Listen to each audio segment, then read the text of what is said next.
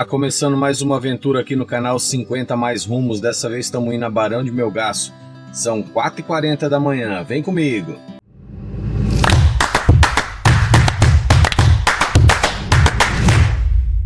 Antes de continuarmos essa viagem, quero responder a pergunta da capa deste vídeo. Até onde você iria? Naquele dia, minha resposta começou às 4h40 da manhã quando saí de Cuiabá rumo ao Pantanal. O destino fica a 120 km depois de Barão de Melgaço, onde minha equipe levaria atendimento de prevenção ao câncer a uma comunidade. Mas antes de chegar lá, ainda havia uma longa estrada pela frente. Passei por Santo Antônio do Leveger, ainda estava escuro. Esta cidade, nos finais de semana, recebe centenas de pescadores que seguem rumo aos rios Cuiabá e aos demais rios do Pantanal. Enquanto o sol surgia no horizonte, a paisagem começava a mudar. Aos poucos deixávamos para trás a madrugada e entrávamos no coração do Pantanal mato-grossense.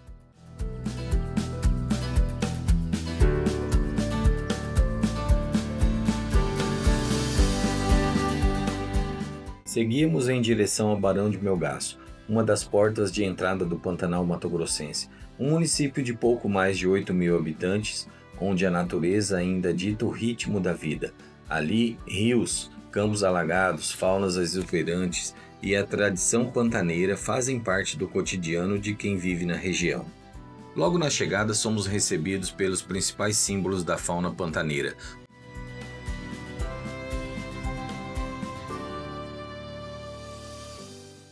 Mas nosso destino ainda estava longe. Depois de Barão de Melgaço, ainda nos esperavam 120 quilômetros de estrada pelo Pantanal. Poucos quilômetros depois, chegamos ao distrito de Mimoso, um pequeno povoado que ocupa um lugar de destaque na história do Brasil. Foi aqui que nasceu Cândido Mariano da Silva Rondon, o famoso Marechal Rondon. Militar sertanista e um dos maiores desbravadores do interior brasileiro, Rondon liderou expedições, implantou linhas telegráficas e ficou conhecido pelo profundo respeito aos povos indígenas. Seu legado permanece vivo e faz de Mimoso um importante destino histórico de Mato Grosso. Deixando Mimoso para trás, a viagem continua por uma das maiores áreas alagáveis do planeta. No Pantanal, a natureza dita o ritmo da vida. A cada quilômetro surgem novas paisagens, revoadas de aves, cavalos, marrecos, tuiuiu e uma biodiversidade que transforma qualquer viagem em uma experiência única. É impossível passar por aqui sem diminuir a velocidade e simplesmente observar. Mais adiante, cruzamos o rio Mutum. Em muitos trechos do Pantanal, pontes como esta ainda fazem parte da rotina de quem vive e trabalha por aqui.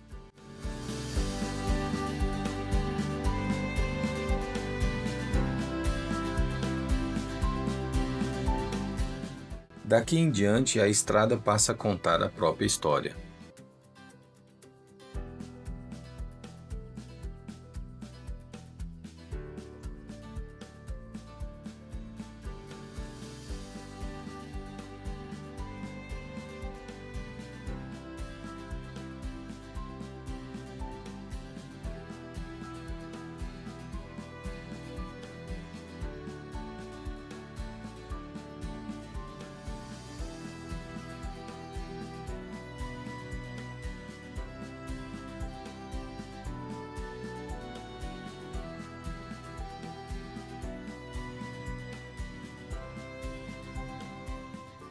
Finalmente chegamos ao distrito de São Pedro de Joselândia, uma comunidade pantaneira localizada a cerca de 120 km de Barão de Melgaço. Enquanto a equipe fazia uma rápida pausa para o café da manhã, os últimos preparativos, tudo era organizado para o início dos trabalhos.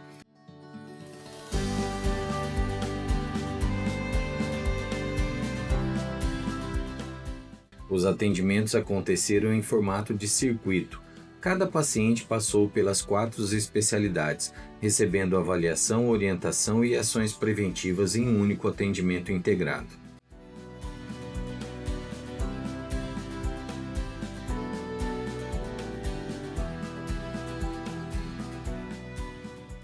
Enquanto os atendimentos aconteciam, a rotina da comunidade seguia normalmente.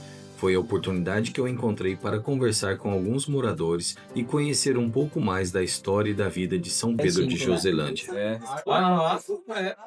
Meu pai também, meu avô que fundou aqui, Dom Antônio.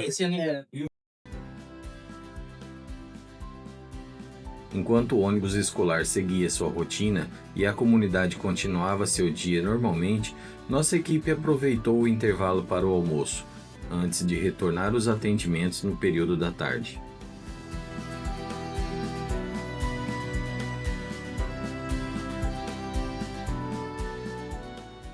Após o almoço, os atendimentos recomeçaram.